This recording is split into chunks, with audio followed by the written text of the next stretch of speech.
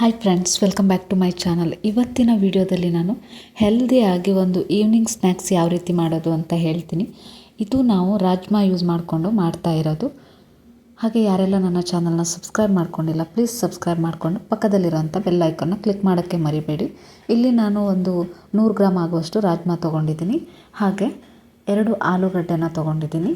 ಅದನ್ನು ಒಂದು ರಾಜ್ಮಾ ಬೇಯಬೇಕು ಅಂದರೆ 6ರಿಂದ 7 ವಿಷಲ್ ಆದರೂ ಕೂಗಿಸ್ಬೇಕು. ಅಷ್ಟನ್ನು ನಾನು ಕೂಗಿಸ್ಕೊಂಡು ಬೆಂದಿದೆಯಾ ಅಂತ ಚೆಕ್ ಮಾಡ್ಕೋತಾ ಇದ್ದೀನಿ. ಇದು ತುಂಬಾ ಟೇಸ್ಟಿ. ಇದು ಒಂದು ರಾಜ್ಮಾ ಟಿಕ್ಕಿ ಅಂತಲೇ ಹೇಳ್ಬೋದು, ಇಲ್ಲಾಂದರೆ ರಾಜ್ಮಾ ಕಟ್ಲೆಟ್ ಅಂತಲೂ ಹೇಳ್ಬೋದು.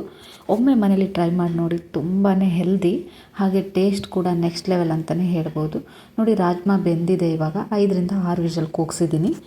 ಹಾಗೆ 2 ಈರುಳ್ಳಿನ ಚಿಕ್ಕದಾಗಿ ಕಟ್ ಮಾಡ್ಕೋತಾ ಇದ್ದೀನಿ. ಅದಾದಮೇಲೆ ಖಾರಕ್ಕೆ ಬೇಕಾದಷ್ಟು ಹಸಿಮೆಣಸಿನ್ಕಾಯಿ ನಾನು ಇಲ್ಲಿ ಸ್ವಲ್ಪನೇ ತೊಗೊಂಡಿದ್ದೀನಿ. ಚಿಕ್ಕ ಮಕ್ಕಳು ತಿನ್ನೋದಂದರೆ ಸ್ವಲ್ಪ ಕಮ್ಮಿ ಹಾಕ್ಕೊಳ್ಳಿ, ಇಲ್ಲಾಂದರೆ ನಿಮಗೆ ಖಾರ ಇಷ್ಟ ಆಗುತ್ತೆ ಅಂದರೆ ಸ್ವಲ್ಪ ಜಾಸ್ತಿ ಹಸಿಮೆಣಸಿನ್ಕಾಯಿನ ಸೇರಿಸ್ಕೋಬೋದು. ನೆಕ್ಸ್ಟು ಕೊತ್ತಂಬರಿ ಸೊಪ್ಪು, ಅದನ್ನು ಕೂಡ ಸ್ವಲ್ಪ ಜಾಸ್ತಿನೇ ತೊಗೊಂಡಿದ್ದೀನಿ. ಇದನ್ನು ಕೂಡ ಚಿಕ್ಕದಾಗಿ ಕಟ್ ಮಾಡ್ಕೊಳ್ಳಿ.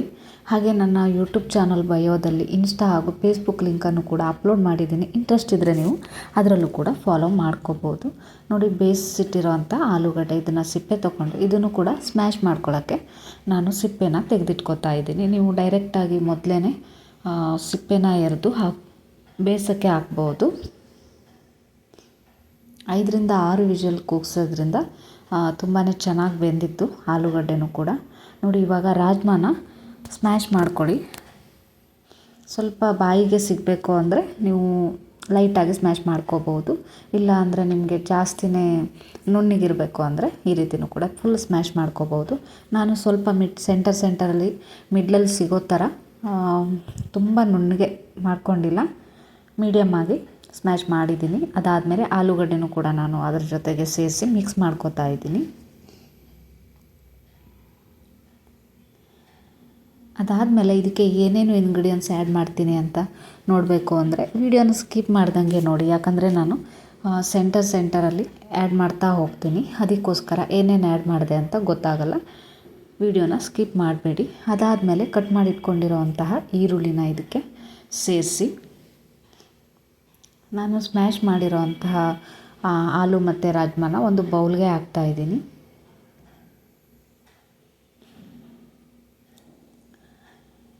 ನೋಡಿ, ರಾಜ್ಮಾ ಸ್ವಲ್ಪ ತರ್ತರಿಯಾಗೆ ನಾನು ಪೇಸ್ಟ್ ಮಾಡಿದ್ದೀನಿ, ತುಂಬ ನುಣ್ಣಗೆ ಮಾಡ್ಕೊಂಡಿಲ್ಲ. ಅದಾದಮೇಲೆ ಅದಕ್ಕೆ ಈರುಳ್ಳಿನ ಆ್ಯಡ್ ಮಾಡ್ತಾಯಿದ್ದೀನಿ, ಕಟ್ ಮಾಡಿಟ್ಟಿರೋಂತಹ ಈರುಳ್ಳಿ. ನೆಕ್ಸ್ಟ್ ಕೊತ್ತಂಬರಿ ಸೊಪ್ಪು ಹಾಗೆ ಹಸಿಮೆಣಸಿನ್ಕಾಯಿನ ಆ್ಯಡ್ ಮಾಡ್ತಾಯಿದ್ದೀನಿ. ಅದಾದಮೇಲೆ ಸ್ವಲ್ಪ ಗರಂ ಮಸಾಲಾನ ಆ್ಯಡ್ ಮಾಡ್ಕೊಳ್ಳಿ. ಇಲ್ಲಿ ನೀವು ಚಿಲ್ಲಿ ಪೌಡರ್ ಕೂಡ ಆ್ಯಡ್ ಮಾಡ್ಕೋಬೋದು, ಹಾಗೆ ಪೆಪ್ಪರ್ ಪೌಡರು. ಅದಾದಮೇಲೆ ಶುಂಠಿ ಬೆಳ್ಳುಳ್ಳಿ ಪೇಸ್ಟ್, ಅದನ್ನು ಕೂಡ 1 ಸ್ಪೂನ್ ಆಗುವಷ್ಟು ಹಾಕ್ಕೊಳ್ಳಿ, ಸಾಕು, ಜಾಸ್ತಿ ಏನು ಬೇಕಂತಿಲ್ಲ. ನೆಕ್ಸ್ಟು ನಾವು ಮೊದಲೇ ಇದಕ್ಕೆ ಉಪ್ಪನ್ನು ಸೇರಿಸಿ ಬೇಯಿಸಿಟ್ಕೊಂಡಿದ್ದೀವಿ. ಉಪ್ಪನ್ನು ನೋಡಿಕೊಂಡು ಆ್ಯಡ್ ಮಾಡಿ. ಹಾಗೆ ಕಡಲೆ ಹಿಟ್ಟು 2 ಸ್ಪೂನ್ ಹಾಕ್ತಾಯಿದ್ದೀನಿ, ಜಾಸ್ತಿ ಹಾಕಬೇಕಂತಿಲ್ಲ. ಕಡಲೆ ಹಿಟ್ಟು 2 ಸ್ಪೂನ್ ಹಾಕಿದರೆ ಸಾಕು. ಇದನ್ನು ಚೆನ್ನಾಗಿ ಮಿಕ್ಸ್ ಮಾಡ್ಕೊಳ್ಳಿ. ಅದಾದಮೇಲೆ ನೀವು ಕಟ್ಲೆಟ್ ಯಾವ ಶೇಪ್ಗಿರುತ್ತೆ ಆ ರೀತಿ ನೀವು ಉಂಡೆನ ಕಟ್ಕೊಂಡು ಇದನ್ನು ಫ್ರೈ ಮಾಡ್ಕೋಬೇಕು. ಇದು ನೋಡ್ತಾ ಇದ್ರೇ ಅನಿಸ್ಬೋದು ತುಂಬಾ ಟೇಸ್ಟು. ನಾನಂತೂ ಟೇಸ್ಟ್ ಮಾಡಿ ನೋಡಿದ ಮೇಲೇ ಇದಕ್ಕೆ ವಾಯ್ಸ್ ಕೊಡ್ತಾ ಇರೋದು, ಅದಕ್ಕೆ ಹೇಳ್ತಾ ಇದ್ದೀನಿ. 100% ನೆಕ್ಸ್ಟ್ ಲೆವೆಲ್ ಆಗಿರುತ್ತೆ ಟೇಸ್ಟು. ಇವತ್ತೇ ಟ್ರೈ ಮಾಡಿ ನೋಡಿ. ಅದಾದಮೇಲೆ ಎಲ್ಲನೂ ಈ ರೀತಿ ಶೇಪ್ ಮಾಡಿಕೊಂಡು ಒಂದು ಕಡೆ ಇಡ್ತಾಯಿದ್ದೀನಿ. ನೆಕ್ಸ್ಟ್ ಇದನ್ನು ನೀವು ಫ್ರಿಜ್ಜಲ್ಲೂ ಕೂಡ ಇಟ್ಟು ಬೆಳಿಗ್ಗೆ ಟೈಮ್ ಕೂಡ ಯೂಸ್ ಮಾಡ್ಕೋಬೋದು, ಏನು ಹಾಳಾಗಲ್ಲ. ಇವಾಗ ಎಷ್ಟು ಬೇಕೋ ಅಷ್ಟನ್ನು ಮಾತ್ರ ನಾನು ಕಟ್ಲೆಟ್ನ ರೆಡಿ ಮಾಡ್ಕೋತಾ ಇದ್ದೀನಿ. ಇದಕ್ಕೆ ಸ್ವಲ್ಪ ಎಣ್ಣೆನ ಹಾಕಿ ಪ್ಯಾನ್ಗೆ ಎಣ್ಣೆನ ಸೇರಿಸಿ ಅದ್ರ ಜೊತೆ ಇದನ್ನು ಫ್ರೈ ಮಾಡ್ಕೊಳ್ಳೋದು. ನೀವು ಜಾಸ್ತಿ ಎಣ್ಣೆ ಬೇಡ ಅಂತಂದರೆ ಸ್ವಲ್ಪ ಎಣ್ಣೆನ ಹಾಕಿ ಲೋ ಫ್ಲೇಮಲ್ಲಿ ಜಾಸ್ತಿ ಹೊತ್ತು ಫ್ರೈ ಮಾಡ್ಕೋಬೋದು. ಸ್ವಲ್ಪ ಜಾಸ್ತಿ ಎಣ್ಣೆ ಹಾಕೋದ್ರಿಂದ ಬೇಗನೆ ಫ್ರೈ ಆಗುತ್ತೆ. ನೆಕ್ಸ್ಟ್ ಇದನ್ನು ಒಂದು ಟಿಶ್ಯೂ ಇದ್ರ ಮೇಲೆ ಇಟ್ಬಿಟ್ರೆ ಎಣ್ಣೆ ಎಲ್ಲ ಹೋಗಿಬಿಡುತ್ತೆ. ಇದು ಫ್ರೈ ಮಾಡಿದ ಮೇಲೆ ಎಂಡಲ್ಲಿ ನೀವು ಕಟ್ಲೆಟ್ನ ತೆಗಿತೀರಲ್ವ, ಆ ಟೈಮಲ್ಲಿ ಗ್ಯಾಸ್ ಫ್ಲೇಮ್ನ ಜಾಸ್ತಿ ಮಾಡ್ಕೊಳ್ಳಿ, ಆವಾಗ ಎಣ್ಣೆ ಹೀರ್ಕೊಳ್ಳಲ್ಲ. ತುಂಬ ಲೋ ಫ್ಲೇಮಲ್ಲಿದ್ದರೆ ಎಣ್ಣೆ ಜಾಸ್ತಿ ಹೀರ್ಕೊಂಡ್ಬಿಡುತ್ತೆ.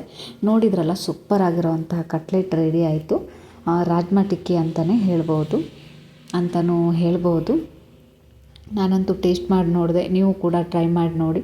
ಯಾವ ರೀತಿ ಬಂತು ಅಂತ ಕಮೆಂಟ್ ಮಾಡೋದನ್ನ ಮರಿಬೇಡಿ. ಈ ವಿಡಿಯೋ ನಿಮಗೆ ಇಷ್ಟ ಆದರೆ ಸಬ್ಸ್ಕ್ರೈಬ್ ಮಾಡಿಕೊಂಡು ನಿಮ್ಮ ಅನಿಸಿಕೆನ ಹೇಳೋದನ್ನ ಮರಿಬೇಡಿ. ನಿಮ್ಮ ಫ್ರೆಂಡ್ಸ್ಗಳಿಗೂ ಕೂಡ ಶೇರ್ ಮಾಡಿ. ಇದೇ ರೀತಿ ಹೊಸ ರೆಸಿಪಿಯೊಂದಿಗೆ ಮತ್ತೆ ಬರ್ತೀನಿ. ಅಲ್ಲಿ ತನಕ ಕೀಪ್ ವಾಚಿಂಗ್ ಮೈ ಚಾನಲ್.